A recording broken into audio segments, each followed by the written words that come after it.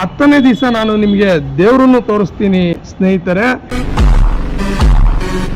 ನಮಸ್ತೆ ದೊಡ್ಡಬಳ್ಳಾಪುರದ ಜನರೇ, ಇವತ್ತಿಗೆ ನವರಾತ್ರಿಯ 5ನೇ ದಿನ. ನಾನಿವತ್ತು ಬೆಸ್ತರಪೇಟೆಯಲ್ಲಿರುವ ಗಂಗಮ್ಮ ದೇವಸ್ಥಾನಕ್ಕೆ ಬಂದಿದ್ದೀನಿ. ಈ ಗಂಗಮ್ಮ ತಾಯಿಯ ಮಹಿಮೆ ಅಪಾರವಾದದ್ದು.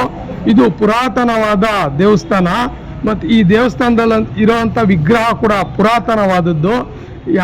ಯಾರೇ ಆಗಲಿ ಅದನ್ನು ಸ್ಥಾಪಿಸಿರೋ ಅಂಥದ್ದಲ್ಲ, ಅದು ಮುತ್ತಜ್ಜಿ ಕಾಲದ ವಿಗ್ರಹ ಅದು. ಮತ್ತು ಯಾರ ಜಮೀನಲ್ಲಿ ಯಾರೇ ಬೋರ್ವೆಲ್ ಹಾಕಿಸ್ಬೇಕಾದ್ರೂ ಅವ್ರು ಬಂದು ಈ ತಾಯಿ ಹತ್ರ ಪೂಜೆ ಮಾಡಿಸ್ಕೊಂಡು ಬೇಡ್ಕೊಂಡು ಹೋಗಿ ಬೋರ್ವೆಲ್ ಮಾಡಿಸಿದ್ಮೇಲೆ ಅಲ್ಲಿ ನೀರು ಉದ್ಭವವಾಗಿದೆ. ಮತ್ತು ನೋಡಿ, ಭಕ್ತಿ ಅಂದ್ರೇನು? ಈಗ ರಾವಣ ಸಾಮ್ರಾಜ್ಯದಲ್ಲಿ ವಿಭೀಷಣ ನಾಮ ಜಪ ಮಾಡೋವರೆಗೂ ರಾವಣನ ಸಾಮ್ರಾಜ್ಯ ಸುಭಿಕ್ಷವಾಗಿತ್ತು.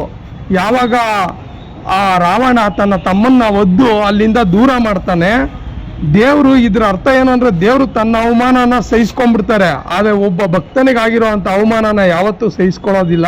ರಾವಣನ ಸಾಮ್ರಾಜ್ಯ ಸರ್ವನಾಶ ಆಗುತ್ತೆ. ಆದ್ರಿಂದ ಭಕ್ತಿ ಅನ್ನೋದು ತುಂಬಾ ಮುಖ್ಯ ಸ್ನೇಹಿತರೆ.